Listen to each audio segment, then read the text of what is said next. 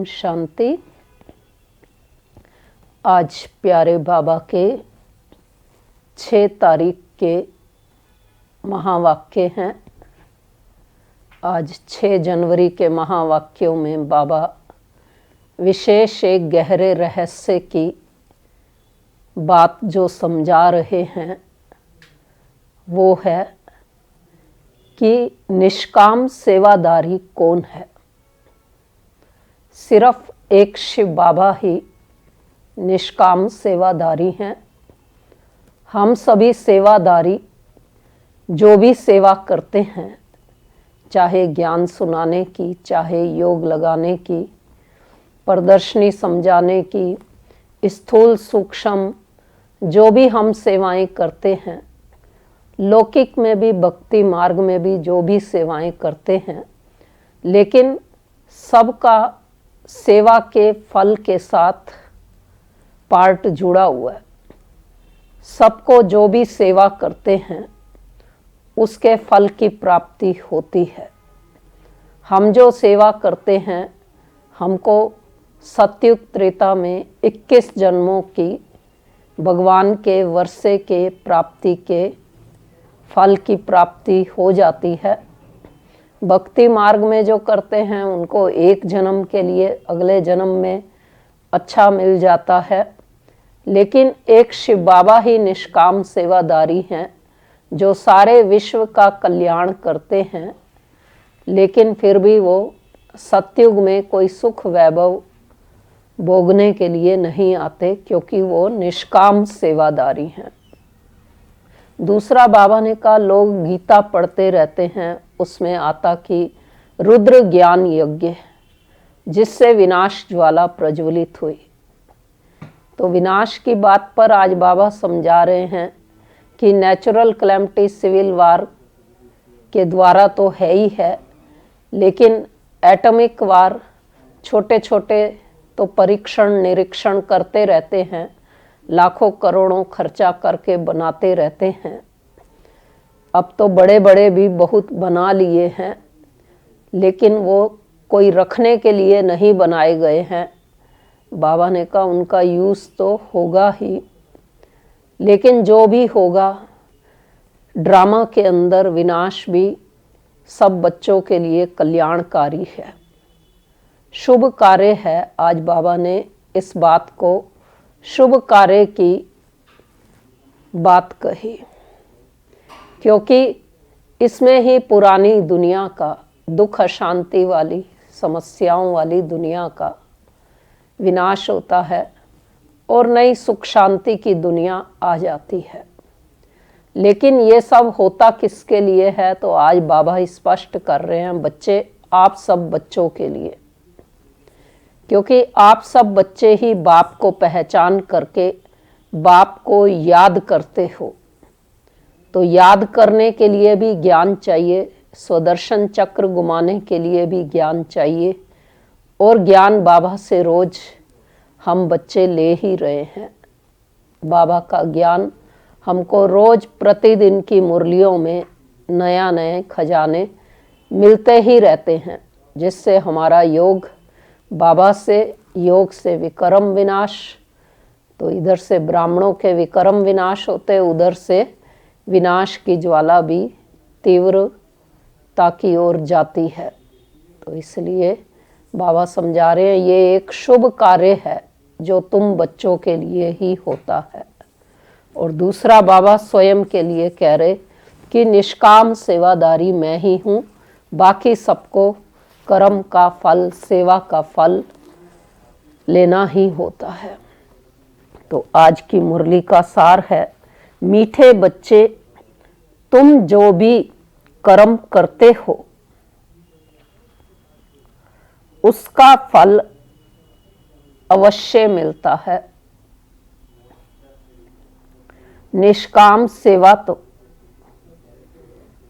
केवल एक बाप ही करते हैं। प्रश्न है, यह क्लास बड़ा वंडरफुल है, कैसे? यहाँ मुख्य मेहनत कौन सी करनी होती है? उत्तर है, यही एक क्लास है जिसमें छोटे बच्चे भी बैठे हैं तो बूढ़े भी बैठे हैं। यह क्लास ऐसा वंडरफुल है जो इसमें अहिल्याएं, कुब्जाएं, साधु भी आकर एक दिन यहाँ बैठेंगे। यहाँ है ही मुख्य याद की मेहनत। याद से ही आत्मा और शरीर की नेचर क्योर होती है, परंतु याद के लिए भी ज्ञान चाहिए। गीत है आज का, रात के राही थक मत जाना, सुबह की मंजिल दूर नहीं है। ओम शांति। मीठे मीठे रूहानी बच्चों ने गीत सुना। रूहानी बाप बच्चों को इसका अर्थ भी समझाते हैं। वंडर तो यह है, गीता अथवा शास्त्र आदि बनाने वाले इनका अर्थ नहीं जानते, हर एक बात का अनर्थ ही निकालते हैं। रूहानी बाप जो ज्ञान का सागर पतित पावन है, वह बैठ इनका अर्थ बताते हैं। राजयोग भी बाप ही सिखलाते हैं। तुम बच्चे जानते हो, अभी फिर से राजाओं का राजा बन रहे हैं और स्कूलों में ऐसे कोई थोड़े ही कहेंगे कि हम फिर से बैरिस्टर बनते हैं। फिर से यह अक्षर किसको कहने नहीं आएगा। तुम कहते हो हम हर 5000 वर्ष पहले मिसल फिर से बेहद के बाप से पढ़ते हैं। यह विनाश भी फिर से होना है जरूर। कितने बड़े बड़े बम्स बनाते रहते हैं, बहुत पावरफुल बनाते हैं, रखने के लिए तो नहीं बनाते हैं ना। यह विनाश भी शुभ कार्य के लिए है ना।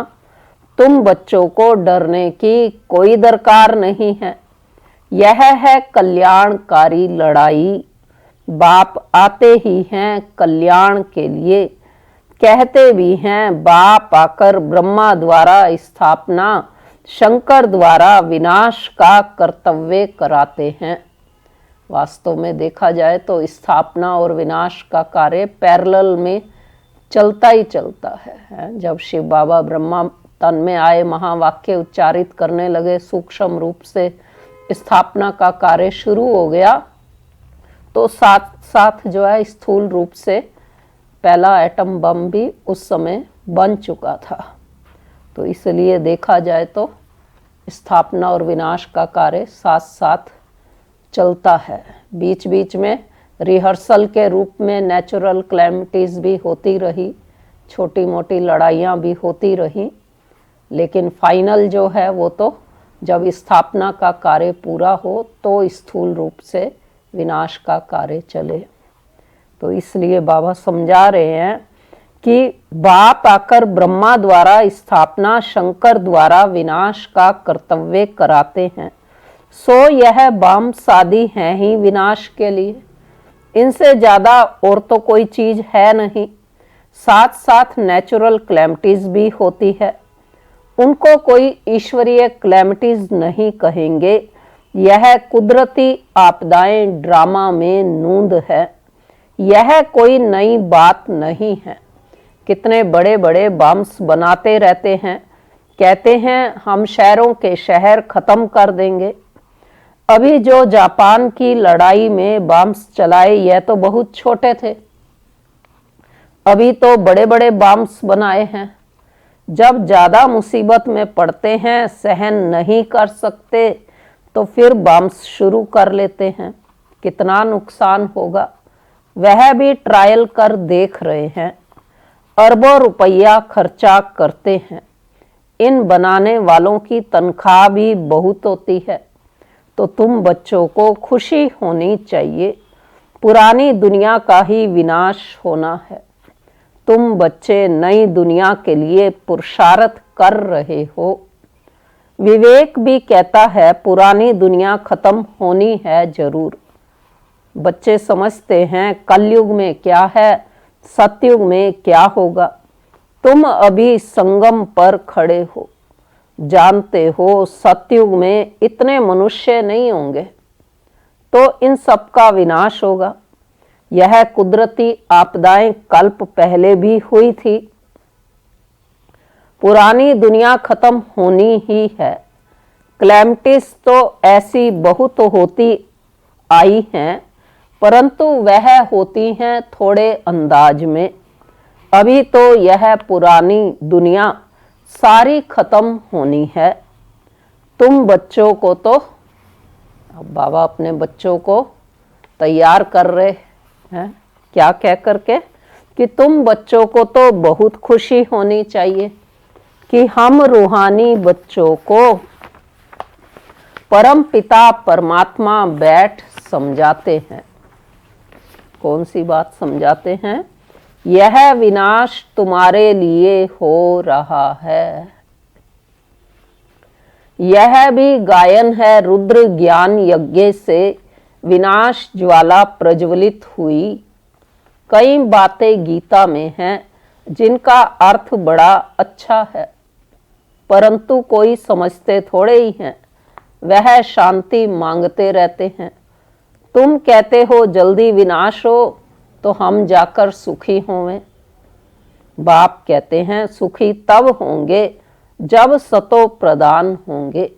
बाप अनेक प्रकार की पॉइंट्स देते हैं, फिर कोई की बुद्धि में अच्छी रीति बैठती है, कोई की बुद्धि में कम।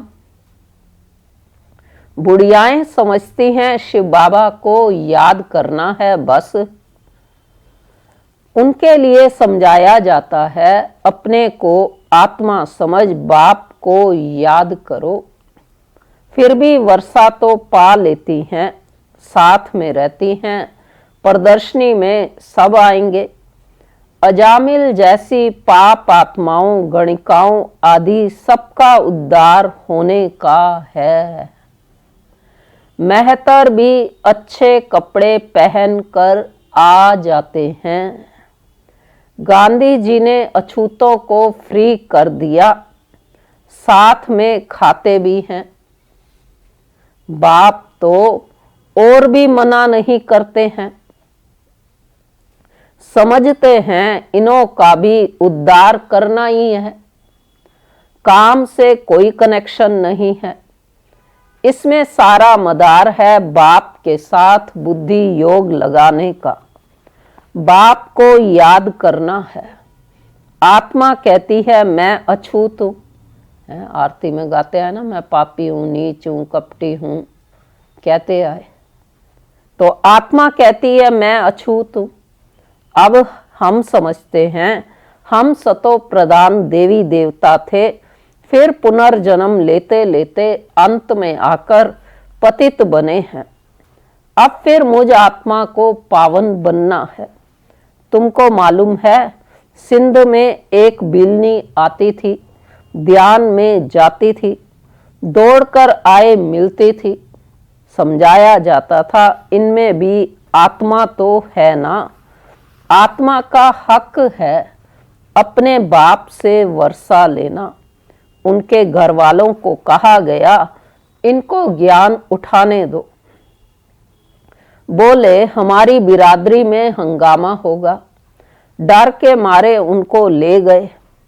तो तुम्हारे पास आते हैं, तुम किसको मना नहीं कर सकते हो। गाया हुआ है अबलाएं, गणिकाएं, बीलनियां, साधु आदि सबका उद्धार करते हैं। साधु लोगों से लेकर बीलनी तक। तुम बच्चे अभी यज्ञ की सर्विस करते हो तो इस सर्विस से बहुत प्राप्ति होती है, बहुतों का कल्याण हो जाता है। दिन प्रतिदिन प्रदर्शनी सर्विस की बहुत वृद्धि होगी। बाबा बैजेस भी बनवाते रहते हैं। कहाँ भी जाओ तो इस पर समझाना है। एक बार में प्रदर्शनी अंक हो या ना हो समझाने के लिए, लेकिन अगर हमने बैज लगा रखा है तो बैज पर भी हम किसी को भी समझा सकते हैं।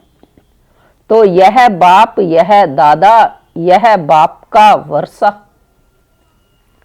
अब बाप कहते हैं मुझे याद करो तो तुम पावन बन जाएंगे। गीता में भी है माम एकम याद करो। सिर्फ उनमें मेरा नाम उड़ाए बच्चे का नाम दे दिया है। शिव बाबा की जगह कृष्ण भगवान वाच लिख दिया, बच्चे का नाम दे दिया। भारतवासियों को भी यह पता नहीं है कि राधे कृष्ण का आपस में क्या संबंध है। उनके शादी आदि की हिस्ट्री कुछ भी नहीं बताते हैं। दोनों अलग अलग राजधानी के हैं। यह बातें बाप बैठ समझाते हैं। बाबा ने समझाया कि सतयुग में कृष्ण और राधे अलग अलग राजधानी के थे, फिर दोनों का स्वयंवर हुआ था। तो यह अगर समझ जाएं और कह दें कि शिव भगवानु वाच, तो सब उनको भगा दें। कहें तुम यह फिर कहाँ से सीखे हो, वह कौन सा गुरु है। कहें बीके हैं तो सब बिगड़ जाए। इन गुरुओं की राजाई ही चट हो जाए। अगर गुरु ऐसे समझा दें इस बात को कि कृष्ण राधे अलग अलग राजधानी के प्रिंस प्रिंसेस थे, परमात्मा ने ये समझाया है, फिर दोनों का स्वयंवर हुआ, तो बाबा ने कहा कि उनको बाकी के लोग क्या कहेंगे फिर। तो सब बिगड़ जाएंगे अगर वो सही बात बताएंगे तो इन गुरुओं की राजाई ही चट हो जाए। ऐसे बहुत आते हैं, लिख कर भी देते हैं, फिर गुम हो जाते हैं। बाप बच्चों को कोई भी तकलीफ नहीं देते हैं, बहुत सहज युक्ति बतलाते हैं। कोई को बच्चा नहीं होता है तो भगवान को कहते हैं बच्चा दो, फिर मिलता है तो उनकी बड़ी अच्छी परवरिश करते हैं, पढ़ाते हैं। फिर जब बड़ा होगा तो कहेंगे अब अपना धंधा करो। बाप बच्चे को परवरिश कर उनको लायक बनाते हैं, तो बच्चों का सर्वेंट ठहराना, यह बाप तो बच्चों की सेवा कर साथ ले जाते हैं।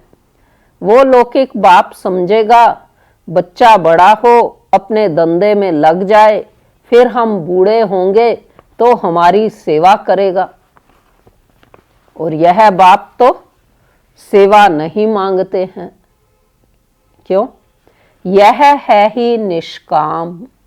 लौकिक बाप समझते हैं जब तक जीता हूं तब तक बच्चों का फर्ज है हमारी संभाल करना, यह कामना रखते हैं।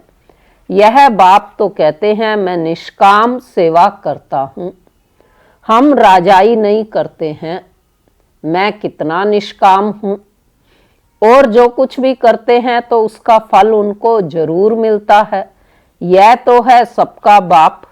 कहते हैं मैं तुम बच्चों को स्वर्ग की राजाई देता हूं। तुम कितना ऊंच पद प्राप्त करते हो। मैं तो सिर्फ ब्रह्मांड का मालिक हूं, सो तो तुम भी हो, परंतु तुम राजाई लेते हो और गवाते हो। हम राजाई नहीं लेते हैं ना गवाते हैं। शिव बाबा ना राजाई लेता और ना ही गवाता।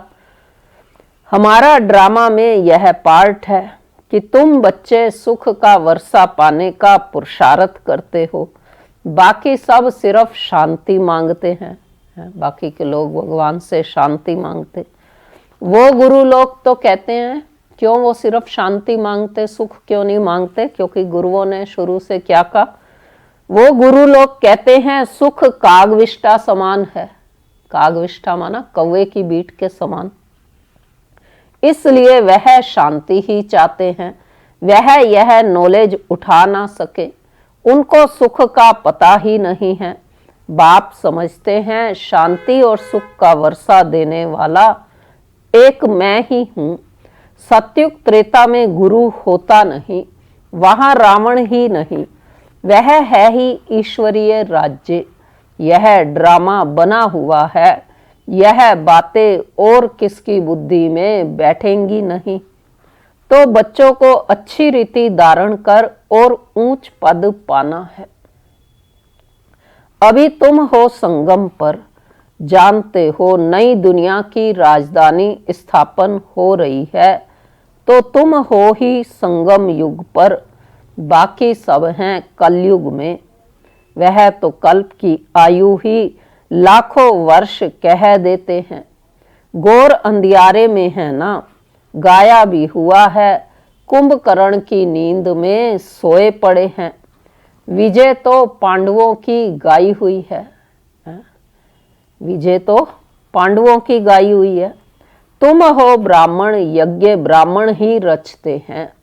यह तो है सबसे बड़ा बेहद का भारी ईश्वरीय रुद्र यज्ञ। वह हद के यज्ञ अनेक प्रकार के होते हैं, यह रुद्र यज्ञ एक ही बार होता है। सतयुग त्रेता में फिर कोई यज्ञ होता नहीं, क्योंकि वहां कोई आपदा आदि की बात नहीं। वह है सब हद के यज्ञ, यह है बेहद का। यह बेहद बाप का रचा हुआ यज्ञ है, जिसमें बेहद की आहुति पड़नी है। फिर आधा कल्प कोई यज्ञ नहीं होगा, वहां रावण राज्य ही नहीं। रावण राज्य शुरू होने से फिर यह सब शुरू होते हैं। बेहद का यज्ञ एक ही बार होता है। इनमें यह सारी पुरानी सृष्टि स्वाहा हो जाती है। यह है बेहद का रुद्र ज्ञान यज्ञ। इसमें मुख्य है ज्ञान और योग की बात। योग अर्थात याद। याद अक्षर बहुत मीठा है, योग अक्षर कॉमन हो गया है। योग का अर्थ कोई नहीं समझते हैं, तुम समझा सकते हो। योग अर्थात बाप को याद करना है। बाबा आप तो हमको वर्षा देते हैं बेहद का। आत्मा बात करती है, बाबा आप फिर से आए हो, हम तो आपको भूल गए थे। आपने हमको बादशाही दी थी, अब फिर आकर मिले हो। आपकी श्रीमत पर हम जरूर चलेंगे। ऐसे ऐसे अंदर में अपने साथ बातें करनी होती हैं। बाबा आप तो हमें बहुत अच्छा रास्ता बताते हो, हम कल्प कल्प भूल जाते हैं। अभी बाप फिर अभूल बनाते हैं, इसलिए अब बाप को ही याद करना है। याद से ही वर्षा मिलेगा। मैं जब सन्मुख आता हूं तब तुमको समझाता हूं, तब तक गाते रहते हैं। क्या गाते रहते भगवान के आगे? जब तक बाबा सामने आके समझाए नहीं तो हमें समझ भी नहीं आता। हम तो यही कहते रहते कि दुख भी भगवान आप देते हो और सुख भी आपको ही देना है। लेकिन अब बाबा आकर के स्पष्ट करते हैं, गाते रहते हैं, तुम दुख हरता सुख करता हो। महिमा गाते हैं, परंतु ना आत्मा को ना परमात्मा को जानते हैं।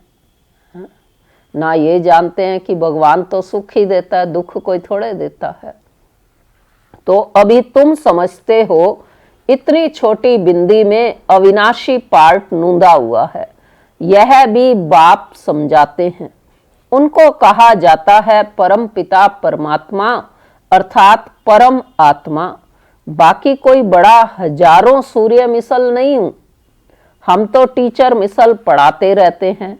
कितने ढेर बच्चे हैं, यह क्लास तो देखो कितना वंडरफुल है। कौन कौन इसमें पढ़ते हैं?